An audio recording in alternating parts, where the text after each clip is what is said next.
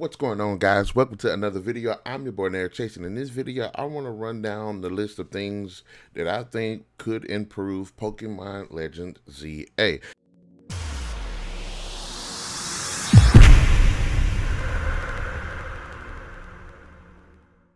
Now, if you haven't checked out the review for it, I put in the link in the description box or up here in this little thing right here. But I ultimately enjoyed the game to a certain extent, but there was a lot of things that just felt like Game Freak just took a major step back on. And in this video, I want to go down the list of 10 things that I think they should have either kept in the game during the development cycle, or go ahead and just put them in there now if they can with an update or something.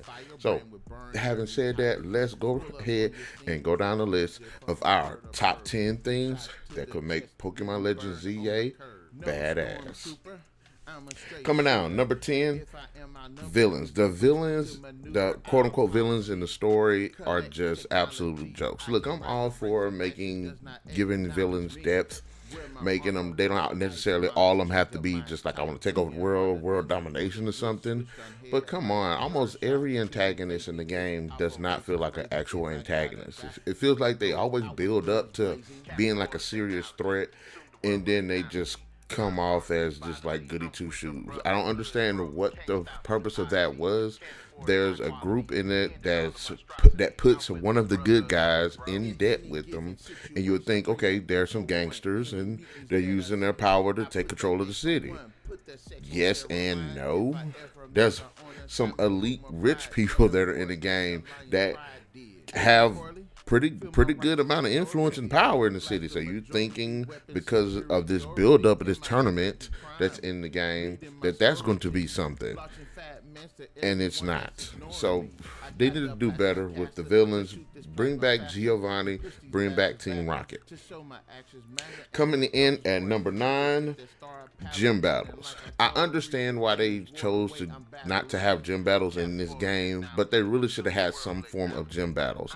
Maybe not the gym battles where you have to battle this character to progress throughout the story, but I think it would have served this game much better and made the map much more interactive if they had gym battles. Bring them back, you know what I'm saying? Have people challenge people with those gym battles, and even make some restrictions. Make it a bit fun, challenging, make it a little bit more diverse. But gym battles are the staple of Pokemon games, and for the exception of Pokemon Arceus, this game definitely gives us a reason why.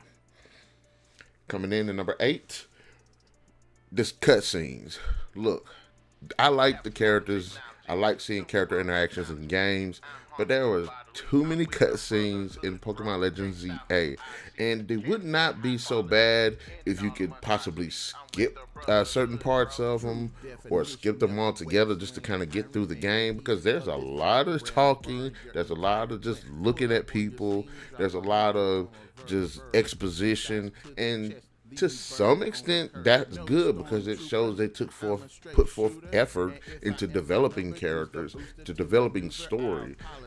But a lot of times with what was it, the characters keep having these meetings and meetings and meetings, and they're fun and it's cool seeing these characters interact, but at a certain point it just feels so repetitive. You should give us the option to skip them or something.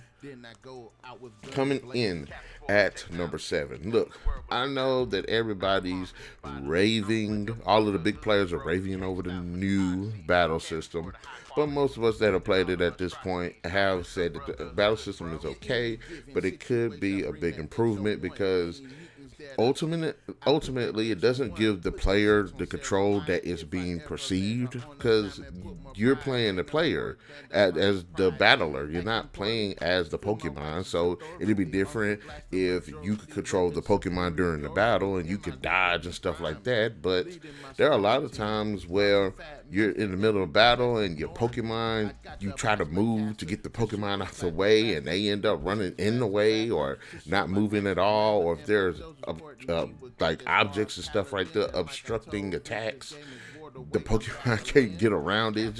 It's really, it's kind of, like I said, it's innovative to a certain extent, but just give me back my Legends Arceus, where the player can run around and we have the mix of these action RPG elements with the original Pokemon RPG battle system. I think that works out a bit better. Coming in at number 6, tournaments. Now, the thing about ZA is the game is starts with a tournament. The ZA tournament, where every night, well, from Z to A, you're trying to battle your way up to A, and every night you're battling a lot of people to get points, so that way you can get to the next player, and then do the same thing, get to the next player, and get to the next player, and that's cool. But I think they should be more diverse with that. This is a whole city with people full of Pokemon. Not everybody is going to battle in this nighttime battle thing. There could be other tournaments like, hey, a bug tournament, or hey, there's a battle tournament, or hey, there's a dragon tournament, or there's a what is it when it's two people against two, like 2-on-2 or something like that. You got nice, cool characters that are in the game. It's not like you can't pair up with them to take on interesting tournaments, and there are some places where you can battle, but it just feels lackluster being in this city with just this one thing, which the game actually skips like a third of that, and it just feels so dragged on with everything else that's going on. And even at the end, when you finally do win, you don't really get anything for it. So if you're going to put tournaments back in, damn it. The last couple of Pokemon games, there was no tournaments. Put tournaments in it. I don't understand what the problem is. Coming in at number 5, the hotel. Now, honestly, the hotel just does not feel like an interesting character in itself. You would think that all of this is being going on and it's focused on the hotel. These characters are, here at this hotel. They're trying to promote this hotel, and you would think that they would get people to come there. But it feels like it's just, what's the point of them being in the hotel? It serves absolutely no purpose whatsoever. It's like if they weren't in a hotel and they were just in individual houses and stuff, it would not change a bit. If you're going to put this with a hotel, either have people coming and going out of there, or have them trying to promote and stuff like that. Hey, we'll do Pokemon battles here at the hotel to promote business. Have them actually take care of them.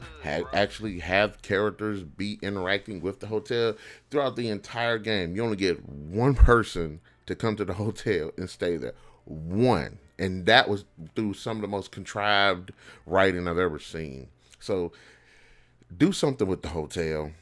Promote it, have people come in there. I don't know, do something with it. Hell, you got to have people drop their Pokemon off there to stay. Do that. But come on, if you're going to introduce this hotel, this pinnacle of, and that brings all these characters together, heck, do something with it.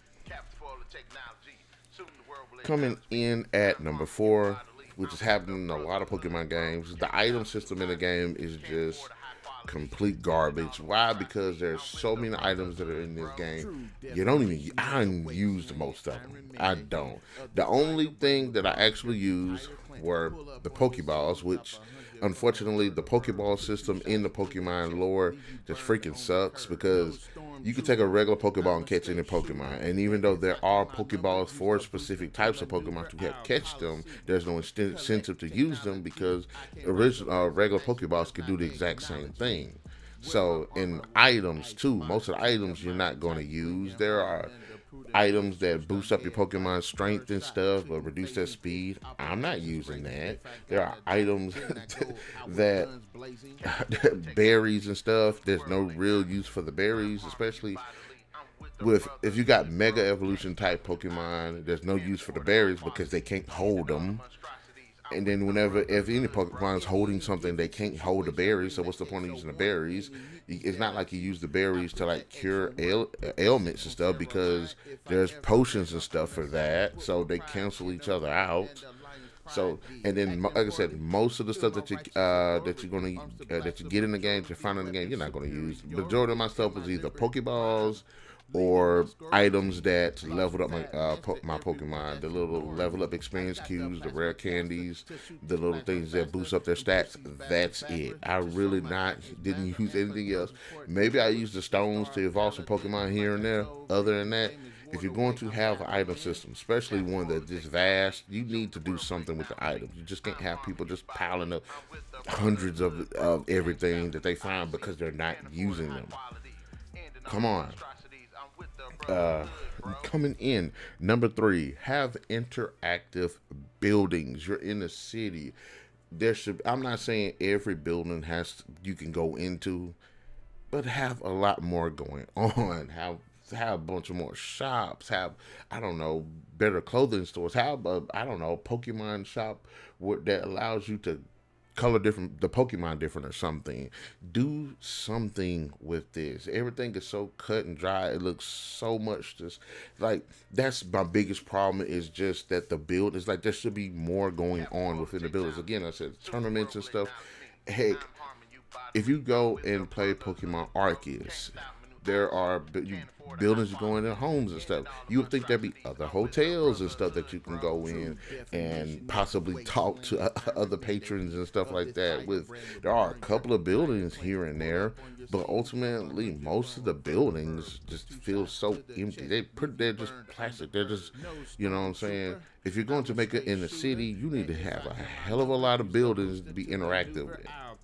More shops, different shops. Heck, we got all these berries and stuff. Why can't we just take them to a berry shop or something? Yeah, that's a stand that sells berries, but it's like, I'm talking about you interact with. Like, hey, we get these berries to you. If we get all of these berries, you give us some money. Or hey, if you get so many berries, you can trade that in for some rare candies or something like that. Or hey, if you find so much of this, you can come to our shop, and it just they it's crazy. And that's closely linked with item number two, is the city itself lacks diversity. I mean, you can say the buildings are one thing. It would not be as bad with the buildings if it was like either or. Okay, so the buildings being number three is a problem because there's not enough of them you can go in and interact with. And number two, the city itself is not diverse enough. Now, Lumiose City is a big city, and there's room for it to have been something great. Yeah, you have the little battle zones for the Pokemon and all of that, and I think that's kind of cool. But at the same time, they're not. They don't really change the city up. They're literally just the same area. They just blocked it off and put Pokemon in it. There ain't no. You got some cool areas where Pokemon kind of hang out in, but I'm like, if you got Pokemon there, they're gonna have to have different environments. You need bigger sewer systems with more diversity to it. The fact that you can't swim limits it also as well. And I even said it in my review, I believe, that what they should have done was, Lumiose City is what it is right now. Okay, fine. We'll take that. You know what I'm saying? Fine. But there should have been at least like 6 gates. And those 6 gates could let you fast travel to certain areas of that continent that have the diversity, basically copying the format of like Arceus, where you're at the village, then you go to other sections by the little travel system, and they're like open world sections, and that would take the pressure off of the diversity of the city, because you could just say, okay, I could leave here, go on into the mountains in this area, catch different types of Pokemon. That'll take the pressure off the city. I can go over here to these, hills and trees and stuff, catch different types of Pokemon. Again, takes the pressure off of the cities. Just the diversity of it. And they try to change things up with the scaffolding and all of that stuff, but it doesn't really do anything. A lot of times just comes off as just being a big, just being in the way. But it does lack diversity, and the fact that the areas the Pokemon in just don't, they all look the same except for one that actually has like ice and snow in it. Why does that have ice and snow in it when the other ones don't? You got Pokemon that have fire type attacks and stuff. Shouldn't it be? I don't know.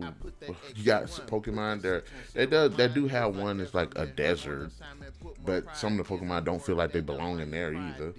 That's just a big problem. But the one problem, the biggest one that's got me, and maybe because this probably been from Pokemon Red and Blue, is the Pokédex. Number one is the Pokédex. I've never liked the Pokédex because there's no reason for a person to catch all the Pokemon outside of them just wanting to catch all the Pokemon. I need an incentive. The only Pokemon game that gave me an incentive to catch all of the Pokemon and complete it was Pokemon Legends Arceus. They gave you a reason to do it. Why in the hell am I trying to catch all of these Pokemon in this game? Outside of somebody just being a completionist, there's no reason to do it. Like I said, at least to me. So it felt like a major step back. A major step back. Not to mention you're working with a scientist. Why not utilize that to say, hey, if you complete your Pokédex, we'll start giving you stuff. In fact,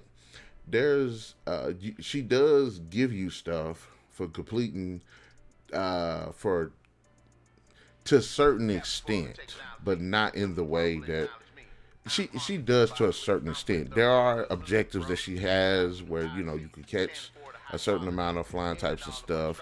It feels like they took the incentive out of the Pokédex from Arceus and made it its own thing when you could have just left it together. But ultimately, if I wasn't really doing basically, it'll say, hey, catch like 4 flying type Pokemon. Okay, I could catch 4 flying type Pokemon, but that could be 4 Pidgeys. But that's not helping me complete the Pokédex. So it's like that. This game feels like a 1 step forward and like 3 steps back. But for those, I don't know. In the comment section below, guys, let me know. What are your thoughts about my top 10 list, or the things that I missed, which there are, because I'm going to shoot another video behind this. And yeah, but just let me know your thoughts. What are the things you think that they could do to make this a better game? I was going to jump into the Mega Evolutions because I think personally that they're stupid and they just feel like a gimmick, because you got the Dynamax, you got the Crystal form, and you got the other thing from the other game. So it just feels like a gimmick at this point. But the Mega Evolution thing has been something for a while now. Even then when I first heard of them, I thought that was kind of stupid. But anyways, in the comment section below, guys, let me know, what are your thoughts? Did you like my ideas? Did you not like my ideas? Give me some ideas of your own. Have you played Legends ZA? What did you think about it? Be sure to hit that like, share, subscribe, and that notification button to get the best of what we got going on this channel. And we'll definitely catch you guys later.